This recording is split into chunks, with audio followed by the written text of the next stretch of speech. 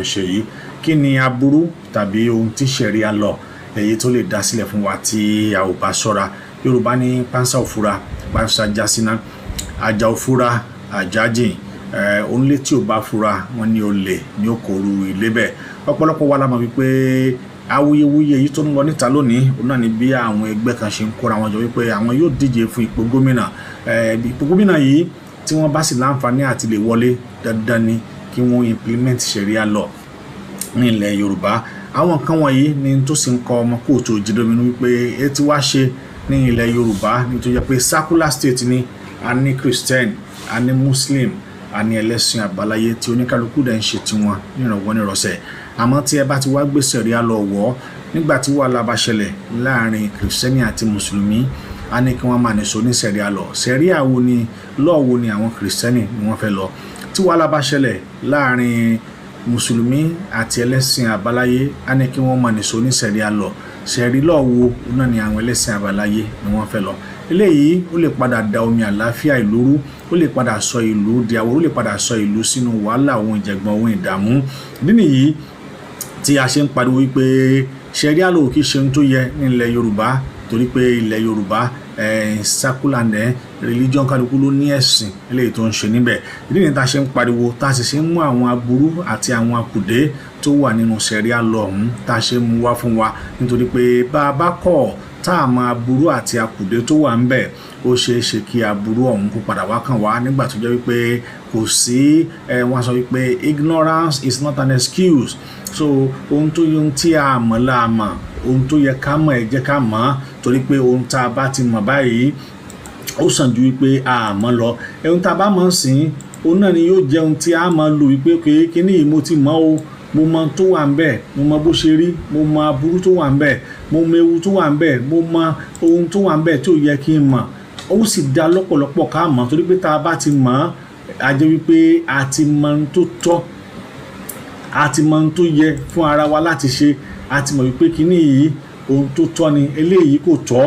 Ìyẹn gangan ni ó ràn wá lọ́wọ́ láti lè jẹ́ kí gbogbo wa ká lè ṣe kíní o, ká lè ṣe àṣeyè tí alákàn ṣe po torí pé Yorùbá sọ wípé kí ojú má rí bí gbogbo ara lóògùn ẹ̀. Ojú wa ò ní rí bí, ojú wa ò ní rí bí, ojú wa ò ní rí bí, kójú wa mọ́ wa bá rí bí. Òun náà ni tí à ń pariwo báyìí, òun náà ni ariwo tí gbogbo wa jọ ń ké, òun náà ni gbé tí gbogbo wa jọ ń ké lónìí pé ẹjẹ́ àjọ kígbe pé kíní a ò fẹ́. Kì í ṣe wípé a fi ń tako ẹ̀sìn àbí a fi ń dá aburú fún ẹ̀sìn kan náà, a fi tako ẹ̀sìn, a fi bà ẹ̀sìn kan jẹ́, bẹ́ẹ̀ la sì fi da ẹ̀sìn kan rú. Ṣùgbọ́n a fi ń sọ fún wa pé ilẹ̀ Yorùbá tiwa ń bì yìí ọ̀tọ̀ ni tọ́lú, ọ̀tọ̀ ni tọ̀lú, ọ̀tọ̀ ni tọ́lú wò, ọ̀tọ̀ òun náà ni tọ́lú. Ẹ jẹ́ kí mi àti ẹ̀yẹ́ kájọ tẹ̀síwájú nígbà tí màá máa kà nínú aburú tó wà nínú Shari'Ah law ọ̀hún ṣáájú kí n tó lọ play fọ́nrán èyí tí bàbá kan tí wọ́n ti fẹ́ jẹ gómìnà ní ìpínlẹ̀ Ọ̀yọ́. Ẹ wo fọ́nrán ọ̀hún tàbí ìwé ọ̀hún òun lẹ́wọ̀ yìí á fi sùúrù ká á kà ń tó wà ń bẹ̀. Èmi àti ní òjò fi ojú ara wa rí ń tó wà ń bẹ̀ pé ṣé lóòótọ́ ṣé àwọn nǹkan wọ̀nyí ṣó yẹ kó ṣẹlẹ̀ ní ilẹ̀ Yorùbá, ṣé àwọn nǹkan wọ̀nyí ṣé n tó yẹ kí èmi àti ẹ̀ka nígbàgbọ́ nínú ẹ̀ ni, ṣé àwọn nǹkan wọ̀nyí nítorí pé nínú Shari'Ah law òun ni wọ́n ti fa àwọn nǹkan wọ̀nyí jáde. Èmi àti ẹ̀kọ́ la kọ́, àwọn tí wọ́n kọ́ wọ́n mọ̀ pé n táwọn kọ́ rèé nínú Shari'Ah law ni wọ́n sì ti kọ́ jáde. Bẹ́ẹ̀ sì ni kíkọ́ tí wọ́n kọ́ nínú Shari'Ah law wọ́n mọ̀ tí wọ́n fẹ́ lò fún, wọ́n sì mọ̀ tó lè ṣe, wọ́n mọ̀ tí wọ́n fi ṣe, wọ́n sì mọ̀ ọ̀nà tí wọ́n fẹ́ gbà láti rí pé ó ṣiṣẹ́ nílẹ̀ Yorùbá. Eléyìí tí èmi àti ẹ tó ṣeéṣe kí a mọ̀ gbà bá sì gbà dandan ni kí èmi àti ẹ ká gbà wípé lóòótọ́ àwọn kan wọ̀nyí a gbà a sì nífẹ̀ẹ́ sí. Bá a dẹ̀ ṣe nífẹ̀ẹ́ sí yìí òun la gbọ́dọ̀ ṣe gbà láti rí wípé a ṣe ń tó tọ́ àti ń tó yẹ láti mọ́ lè jẹ́ kó fi ẹsẹ̀ múlẹ̀ ní ilẹ̀ Yorùbá, láti lè jẹ́ wípé ilẹ̀ Yorùbá ọ̀kan ṣoṣo òun náà ni. Kí ni tí Shari'Ah law yìí kí ni tó wí? Àkọ́kọ́ ẹ̀ ó ní ẹnikẹ́ni tó bá fi Islam sílẹ̀ ó ní to leave Islam ó ní death by beheading, ẹni pé wọ́n gé orí onítàn ni. Antiquism, death by beheading. Drinking alcohol first and second 40 or 80 lashes. Then drinking alcohol third and 4 times wọ́n ní death by beheading. Ikú ṣe wá jẹun tá a fi ń ṣeré nínú nǹkan wọ̀nyí. Ikú bà wọ́n lẹ́rù kí wọ́n sá máa pààyàn kí wọ́n máa pààyàn ni. Adultery, death by stoning. Fornication, tó bá jẹ́ pé ẹni tí kò tí marry, 100 lashes with 1 year banishment. Wọ́n á bá ní pé wọ́n lọ dògbò fún 1 year. Then rape, if married, death by stoning. Rape, if not married, 100 lash and 1 year banishment. Homosexual, method 1, death by stoning. Homosexuality, method 2, death, throw off the high point in the city. Wọ́n máa jó ń tàn láti òkè, wọ́n á jù sísàlẹ̀, ikú dé. Wọ́n ní homicide, death by beheading. Fighting against Islam jihadist, death by beheading. Fighting, ìyẹn tá a mọ̀ sí blasphemy, wọ́n ní death by beheading náà ni o. Waging war against Allah Muhammad, death by beheading, crucifixion. Causing mischief, corruption in the land, death by beheading, crucifixion, amputation and exile. Nǹkan kan méjì ni ẹni tẹ́ ẹ ti pa, kí lẹ tó fẹ́ ampute fún, kí lẹ kó ẹ ti pa. Drug smuggling, death by beheading. Highway robbery with no murder, hand and foot amputated. Highway robbery plus murder, death by crucifixion. Àwọn Fúlàní tí wọ́n wá ń pa wá ní highway, tí wọ́n ń pa wọ́n ní Samfara, tí wọ́n ń pa wọ́n ní Kano, tí wọ́n ń pa wọ́n ní Kaduna, kí ló dé tí wọ́n ò gé ọwọ́ àwọn tí wọ́n ti mú by beheading? Kí ló dé tí wọ́n ò pa wọ́n? Kí ló dé tí wọ́n ò gọ́ wọn? Kí ló dé tí wọ́n sọ wípé wọ́n rehabilitate wọn? Kí ló dé tí wọ́n sọ pé military àwọn militant repentant wọ́n wá ń kó wọn sínú Nigeria army, wọ́n ń kó wọn sínú Nigeria navy, wọ́n ń kó wọn sínú Nigeria this, Nigeria that? Kí ló dé tí wọ́n ò lo Sharia law lé wọn lórí? Ẹ̀bùn fáwọn yìí wọ́n mọ̀ tí wọ́n ṣe. Sharia law nílẹ̀ Yorùbá ò ní ṣiṣẹ́ lórí mùsùlùmí o. Orí ẹni tí kì í ṣe mùsùlùmí òun náà ni yóò padà wá ṣiṣẹ́ lórí. Òun la ṣe ní pánsá òfura, pánsá jáná, àjà òfura, àjà jìn. Bí onílé wa ò bá fura, kí Ọlọ́run Elédùmarè kó má jẹ́ kí o lè kókó ilé ọ̀hún. Wọ́n ní stealing, 1 offense, right hand amputed. Sinning, 2 offense, left foot amputed. Stealing, 3rd offense, left hand amputed. Wọ́n fi máa gé ọwọ́ ẹ̀tàn ẹ̀mẹ́rin náà ni. Stealing, 4th offense, right hand. Wọ́n ti gé ọwọ́ méjì, wọ́n ti gẹ́sẹ̀ méjì. Kí ló fẹ́ gé mọ́? Kí ló tún fẹ́ jí? Àwọn ní stealing, 5 offense, 5th offense. Kí ló fẹ́ gé? Kí ló fẹ́ fi gé? Kí ló fẹ́ fi já olè gan lẹ́lẹ́karùn-ún? Kí ló fẹ́ lò tó fẹ́ fi já olè ní ẹlẹ́karùn-ún nígbà tẹ́ bá ti sọ pé stealing, 1st offense, right hand. Stealing, 2nd offense, right foot. Stealing, 3rd offense, left hand. Stealing, 4th offense, left foot. Now stealing, 5 offense. Ṣé ẹnu ló fẹ́ fi jalè ni? Àbí ojú ló fẹ́ fi jalè? Àbí kí ni? Wọ́n ní stealing, 5th offense, death by beheading. Spy, death by beheading. Treason, death by beheading. Rosary and witchcraft, death by beheading. Incest, death by beheading. Sodomy, death by beheading. Burning, soiling the Quran, death by beheading. Wọ́n yín tá ń jó Quran náà gbogbo wa wá tá wọ́n máa gé orí wa ní àwọn tá ti jó Quran náà báyìí. Rejecting Quran, wọ́n tó bá tún wá reject Quran tó ní òpẹ́ Quran, death by beheading. Associating partner with Allah, àwa tá a pọ̀ ju ẹbọ Ọ̀ṣun o, Iyemọja o, Ṣàngó omi o, Olúwẹ̀rímọ̀ yóò jo èṣù láàlú lóríta ògiri gbogbo yín bẹ́ẹ̀ bẹ́ẹ̀. Wọ́n ní death by beheading. Worship the sun and the moon or idol, set death by beheading. Wọ́n ní hanging onto curtain onto make death by beheading. Wọ́n ní source, Quran Hadith collection, biographies of Muhammad, Islamic history book, MO plus apply to Muslim only. Wọ́n ní it is applied to ẹwú ọ̀nà tí wọ́n gbà la àwọn kan wọ̀nyí sílẹ̀, torí pé tí a bá sọ̀rọ̀ ní tá a sọ pé ẹ̀sìn Islam ṣé lóòótọ́ ẹ̀sìn Olódùmarè ni nítorí pé gbogbo àwọn tẹ́ni ká máa pa yìí ǹjẹ́ ṣé bí wọ́n ṣe ń pa wọ́n yìí ṣé lóòótọ́ ṣe ń tó dáa ni ṣé abira wa léèrè ṣé ẹ̀sìn Islam ni ṣé abira wa léèrè ṣé ẹ̀sìn Ọlọ́run ni ká abira wa léèrè ṣé Olódùmarè tó dá ẹ̀sìn yìí òun náà ló ní kí ẹ bẹ̀rẹ̀ sí ní pa oníkálukú death by beheading kẹ́ ẹ gé orí death by beheading kẹ́ ẹ gé apá death by beheading kẹ́ ẹ gé ẹnu death by beheading kẹ́ ẹ pa ènìyàn death by beheading ṣé Ọlọ́run ọba ọ̀hún òun náà ló ní ká bẹ̀rẹ̀ sí ní ṣe ògbélé ìṣọ́lọ́bọ ọ̀hún olófi àǹfààní ilé ìsílẹ̀ pé ó yá gbogbo ẹnikẹ́ni tó bá ti wá ṣẹ́ o níṣẹ́ ni kẹ́ ẹ gé níṣẹ́ ni kẹ́ ẹ pa ṣé Ọlọ́run ọ̀hún ló fi àwọn ilé ló fi sílẹ̀ so àwọn nǹkan wọ̀nyí òun náà ni tó yẹ kí èmi àti ẹ tó yẹ kí a bèèrè wa léèrè pẹ̀lú àwọn nǹkan eléyìí tí ó ń ṣẹlẹ̀ lọ́wọ́lọ́wọ́ sí wá sìn àti àwọn nǹkan tá à ń rí ó lè yàn pé ìpànìyàn kò jọ àwọn wọ̀nyí kò jọ wọn lójú ìpànìyàn kò jẹ́ nǹkan tuntun fún wọn ìpànìyàn pípa ènìyàn yóò ṣe kò jẹ́ nǹkan lójú wọn death by beheading nígbà tí a bá ń pa ara wa tá a sọ pé death by beheading ni tá a sì ń gbẹ ẹ̀mí àwọn ènìyàn pẹ̀lú tẹ́ pè ní ẹ̀sìn Islam pẹ̀lú tẹ́ pè ní ẹ̀sìn àlàáfíà tẹ́ pè ní ẹ̀sìn tó jẹ́ wípé gbogbo ohun tẹ́ ń sọ fún wa nínú ẹ̀sìn ọ̀hún òun náà ni pé àlàáfíà ni àlàáfíà ni àlàáfíà ni ǹjẹ́ nínú tí mo kà jáde yìí èwo ló mú àlàáfíà wá níbẹ̀ àwọn òfin wà ní ìlú àwọn ìlú mi wà àwọn ń lo òfin míì tá a mọ̀ sí tá a mọ̀ sí kí la máa ń pè tá a mọ̀ sí civilization law tó jẹ́ pé kì í ṣe ìgbà tẹ́ bá tó géèyàn lórí tẹ́ bá tó géèyàn lápá tẹ́ bá tó sọ̀yàn di aláàbò ara lẹ tó lè sọ pé ẹ dájọ́ fún àwọn kíni Ọlọ́run kíni wọ́n ṣe correctional service fún kí ni wọ́n ṣe àwọn nǹkan wọ̀nyí fún níbi tí èèyàn ti lè lọ tó ti máa rí ẹ̀kọ́kọ́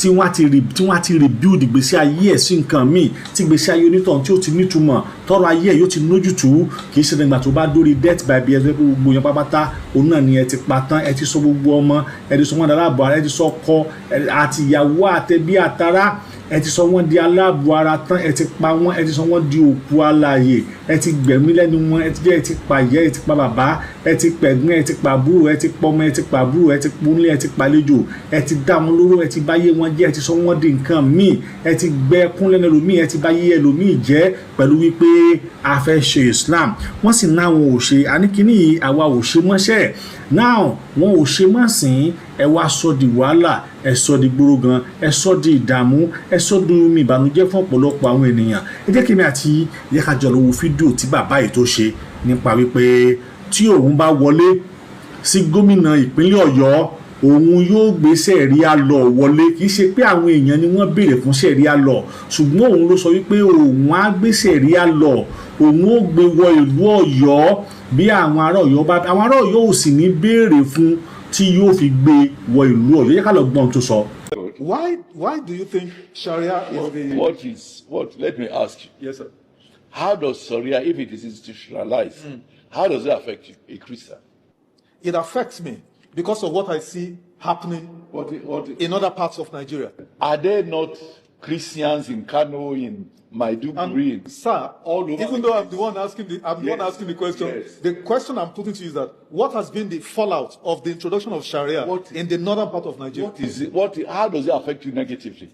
That's the question I have. How does it affect Christians in those places? Sir, Christians have been, discriminated against. They can't get lands for churches. They are being killed. They are being taken to Sharia courts. Who is killed? Sir, the Constitution. the next item after religion. Sir, the next item after introduction of Sharia legal jurisprudence is to set up the Hizbah police that says you can't drink this, you can't go to parties, you can't do this. Intolerance for Really? Yes, you are very intolerant. With the evidence. There's no evidence anywhere. From the north? There's no evidence anywhere. We are operating the same 1999 Constitution as amended. Let me ask you pointedly, sir. Yes. Would you introduce Sharia if you become governor for your state? Well, if the people ask for it, let me tell you, even the Constitution says it should be established wherever it is demanded. So it's open. You may introduce It is Sharia. open because the Constitution allows it. I don't run away from battles. The Obafemi law that you and I as students of his ideology, did he profess in any way? Let me tell you, it was Obafemi Awolowo who introduced Pilgrims Welfare Board. Not even a Christian, No, that's not introducing Sharia. It is part of Sharia. It is part of Sharia. I mean, a lot of people oppose Sharia, people like you, out of intolerance. No, that is the truth. That's not correct, sir. Let me tell you, if there is Sharia in any community, no Christian can be forced to go in on that Sharia. Because the Constitution is supreme, we have courts, we have legislature, we have lawyers. So how would anybody be forced to come under Sharia and he will not take a lawyer to defend his rights? Sir, is there any provisions in our normal legal jurisprudence that the laws of Nigeria cannot adequately cover that? We now need Sharia? Yes. I'll give you an example. I got married under Islamic law. Yeah. If I want to divorce, God forbid, if I want to divorce any of my wives, where do I take the divorce case to? Do the normal courts not? The normal court, do they know Sharia? Do they know the provisions of the Sharia? Customary courts don't know. Customary, the illiterate in Sharia. They call a lawyer an illiterate. In the Sharia, about Sharia law, under which I got married. I doubt if Yoruba people support your candidate. Tọ́ òun lẹ ti gbọ́ yìí ẹ wo bí ó ṣe ń yí arákùnrin yìí tí wọ́n jọ ń yí wọn ìtumọ̀ ni pé bí a bá aláwo Sharia law ní ilẹ̀ Yorùbá a ó padà kábàámọ̀ ni o àwọn wọ̀nyí àwọn ni wọ́n gba Gúnmi lálejò nígbà tí Gúnmi wá sí ìlú Ọ̀yọ́ àwọn wọ̀nyí àwọn ni wọ́n fún Gúnmi láàyè láti wá sí ìlú Ọ̀yọ́ àwọn wọ̀nyí àwọn ni wọ́n invite Gúnmi wá sí ìlú Ọ̀yọ́ against 2027 election ó sì ti ní ohun tí wọ́n sọ ó ní ìpinnu ó sì ti ní ohun tí wọ́n jọ nígbàlérò bó tilẹ̀ jẹ́ wípé níṣe ni wọ́n ṣe ìpàdé ọ̀hún ní ìpàdé bòńkẹ́lẹ́ ṣùgbọ́n àṣírí padà tú ohun tí ìpàdé ọ̀hún ohun tó padà dálé lórí àṣírí padà tú torí wípé ìpàdé ọ̀hún ọ̀pọ̀lọpọ̀ àwọn tá a lérò wípé wọ́n lè lọ bẹ̀ láti lọ wòran ni wọ́n lọ bẹ̀ tàbí tí wọ́n lè involve nínú ìpàdé ọ̀hún ni wọ́n lọ bẹ̀ ìpàdé ọ̀hún ò sì ṣe ohun tó lè mú àlàáfíà bá ilẹ̀ Yorùbá bí kì í ṣe wípé èyí tó lè da omi àlàáfíà ilẹ̀ Yorùbá rú kí sì ni ọ̀nà tí ìpàdé yìí yóò gbà láti da omi àlàáfíà ilẹ̀ Yorùbá rú òun náà ni pé tá a bá fura táàrò wípé gbogbo ohun táwọn wọ̀nyí ṣe táàrò wípé wọ́n ń ṣe lórí òtítọ́ àti lórí òdodo ni ṣùgbọ́n tó jẹ́ wípé lórí aburú eléyìí tó lè padà dá aburú bá ilẹ̀ Yorùbá bí a ò bá ṣọ́ra òun ni wọ́n ń ṣe lé lórí a sì gbọ́dọ̀ ṣọ́ra torí pé ẹ̀tọ́ wa ni láti jẹ́ kí a mọ̀ wípé a defend ilẹ̀ wa kì í ṣe by religion torí pé ọ̀nà wo ni wọ́n fẹ́ kí ẹlẹ́sìn gbàgbọ́ kó gbà ṣe ìgbésí ayé tiẹ̀ ọ̀nà wo ni ẹlẹ́sìn àbáláyé ṣe fẹ́ ṣe ìgbésí ayé tiẹ̀ àwọn nǹkan wọ̀nyí àwọn nǹkan tó ṣe pàtàkì tó yẹ kí èmi àti yín tó yẹ ká mójútó ni àwọn nǹkan wọ̀nyí kò yẹ kí èmi àti yín kò yẹ ká fi ọwọ́ yẹpẹrẹ mú àwọn nǹkan wọ̀nyí kò yẹ kí èmi àti yín kò yẹ ká rò wípé ọ̀rọ̀ ojú lásán ni látàrí ìdí èyí ẹ má ṣe jẹ́ ká gba Sharia lọ láàyè nílẹ̀ Yorùbá ẹ má ṣe jẹ́ ká gba Sharia lọ láàyè nílẹ̀ Yorùbá pánsá ò fura pánsá jáná àjà ò fura àjà jìn onílé tí ò bá fura olè ní oko ká bá lè fura ká bá lè síra wa létí inú ká bá lè síra wa ńlá ká yí ọ̀rọ̀ ká bá lè rántí ọmọ ẹni tá à ń ṣe òun náà ní ariwo ìgbé tá à ń ké àgbà pé lábọ̀ lọ́rùn Olódùmarè yóò wá pẹ̀lú Olódùmarè yóò sì gbóhùn ẹ̀bẹ̀ tiwa ní àṣẹ Ọlọ́run ọba ibi yìí òun náà ni a ó ti dá dúró lórí ètò yìí lónìí lábọ̀ Ọlọ́run a tún tẹ̀síwájú lọ́la oníyàn ṣe ọlọ́bẹ̀ ṣe ẹ̀yin tí àjọjẹ́ náà ẹ kú àìbínú títí di ọ̀la yẹn tí èmi àti yín láti wọn pàdé lórí àkànṣe ètò yìí bákan náà orúkọ mi padà ọmọbìnrin owó Ayekooto òun náà ni èmi ń jẹ́ ó dìgbà kan náà ó dàárọ̀ o ká sùn láyọ̀ ká jí láyọ̀.